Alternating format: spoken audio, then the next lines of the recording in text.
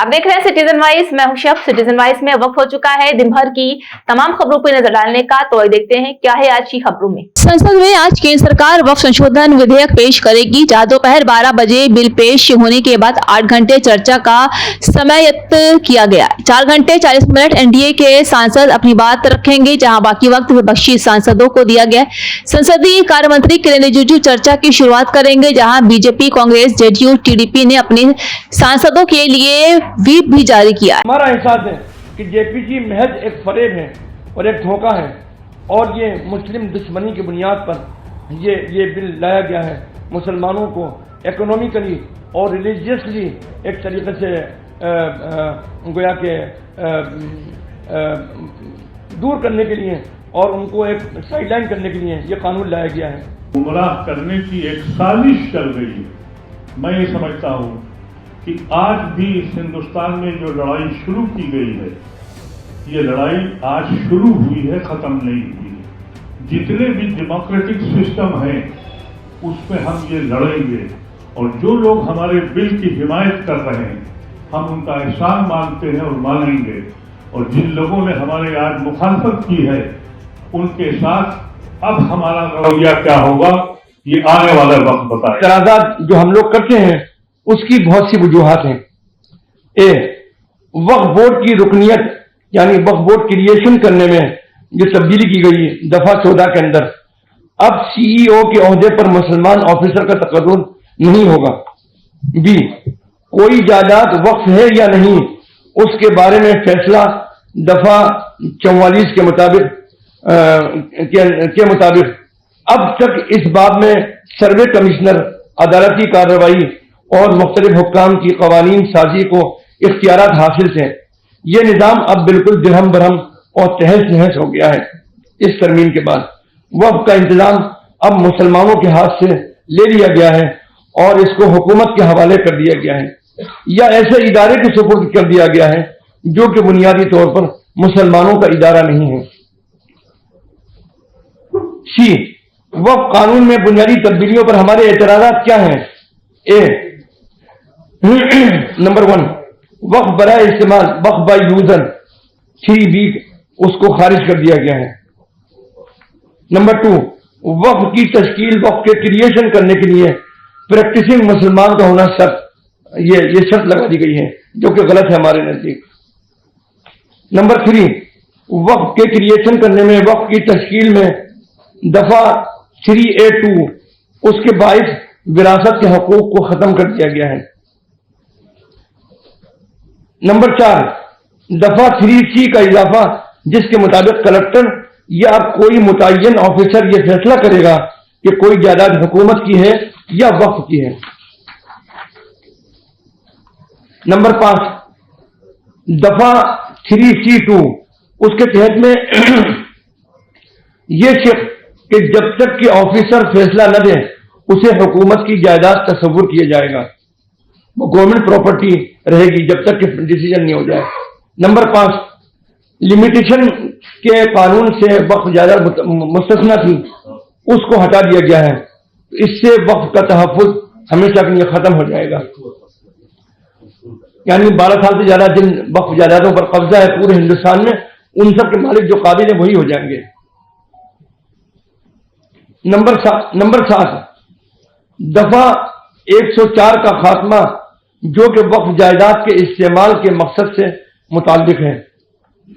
ये तमाम मामलात बहुत ही संगीन हैं जो कि 2024 के तरमीमी बिल के जरिए उठाए गए हैं और उनसे वक्फ का पूरा निज़ाम ही तब्दील हो गया है। जेपीसी में उन अहम नताइज के हामिल मामलात और अफेयर्स पर कोई गौर नहीं किया गया, बल्कि बाज़ मामलात को जेपीसी ने और ज्यादा बिगाड़ दिया है। मिसाल के तौर पर दफा 3C2 में कलेक्टर के बजाय मुतय्यन अफसर जो सरकार नॉमिनेट करेगी किसी भी ऑफिसर को, वो उसके फैसले पर निर्भर करेगा कि फैसला क्या होता है। ये और ज्यादा बिगड़ गया है जो कि सूरत हाल को मजीद अबतर कर देगा। एतराज कलेक्टर के किरदार को बना, कलेक्टर के कैरेक्टर को बनाने एतराज नहीं है, हमें एतराज इस बात के ऊपर है कि वक्फ का निजाम में एक मुतय्यन ऑफिसर की शमूलियत के ऊपर था जो कि ज्यादातर मामलात में हुकूमत के हक में ही फैसले देगा।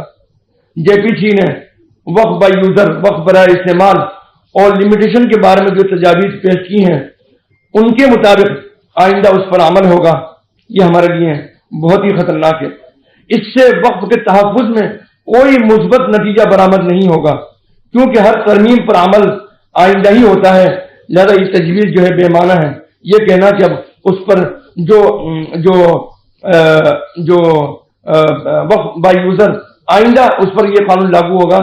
कानून जब भी बनता है तो आने वाले वक्त ही में लागू होता है, तो ये कहना बिल्कुल बेमाना है। इस तरीके से जेपीसी की जानिब से तरमीम की दूसरी मिसाल ये है कि अब वक्फ की तश्कील या वक्फ का क्रिएशन सिर्फ बाअमल प्रैक्टिसिंग मुसलमान ही कर सकता है।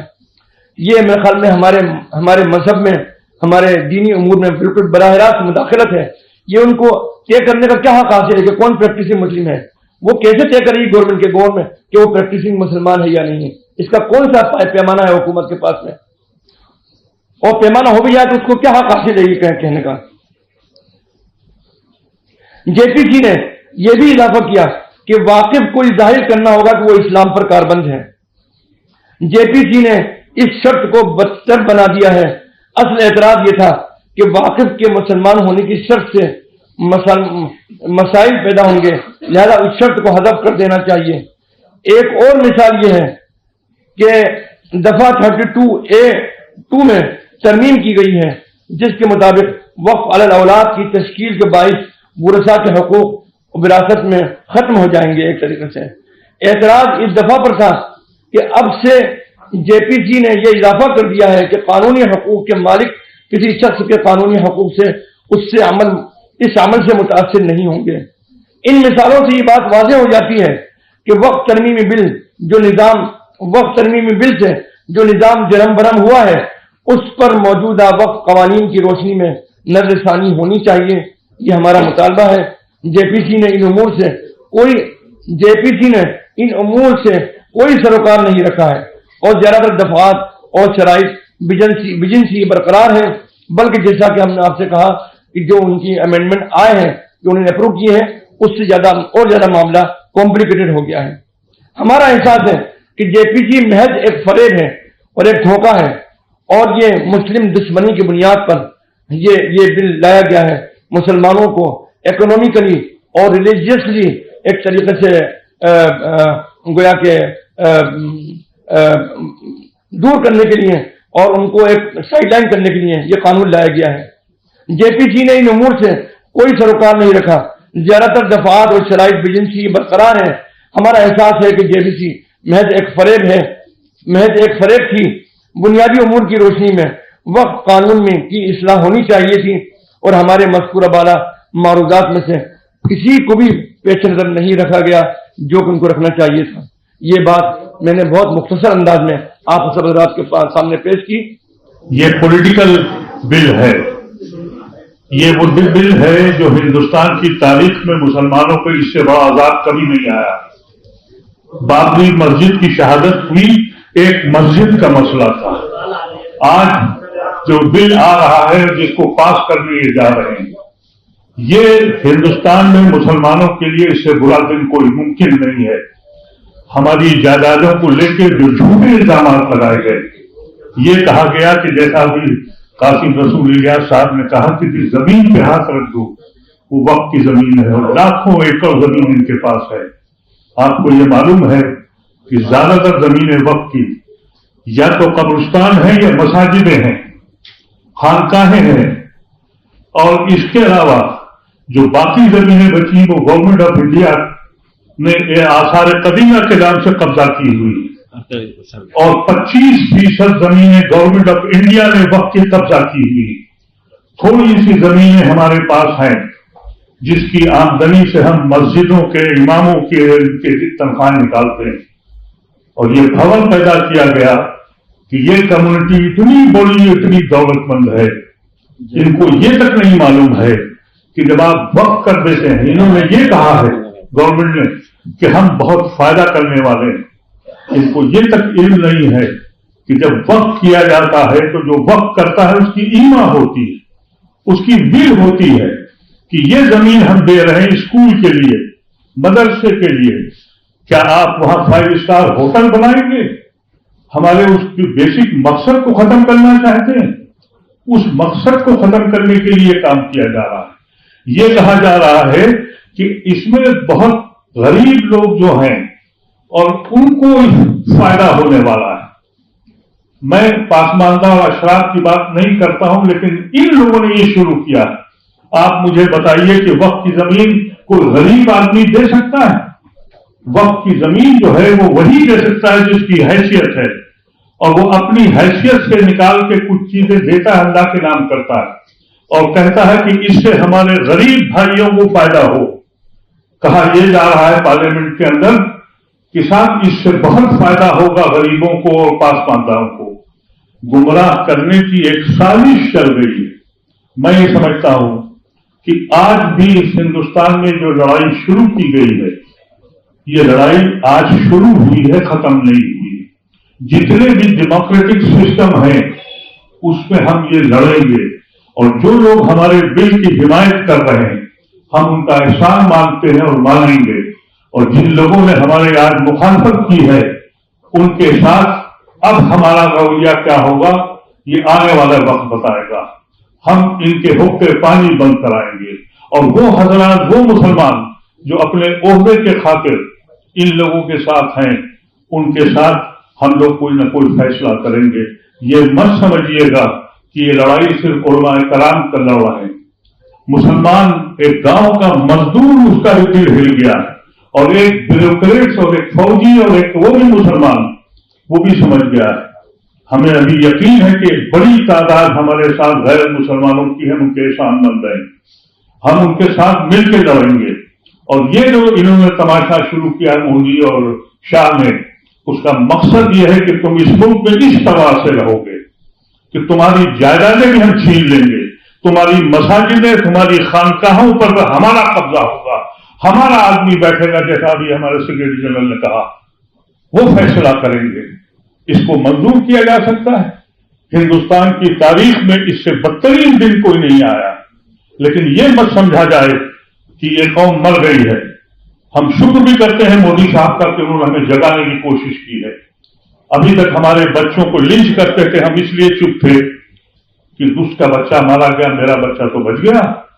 अभी तक हमारे पर बुलडोजर चलाते थे, हम ये कहते थे कि उसका घर गिर गया, मैं तो बच गया। अब आज हमारे दीन का मसला खड़ा हो गया।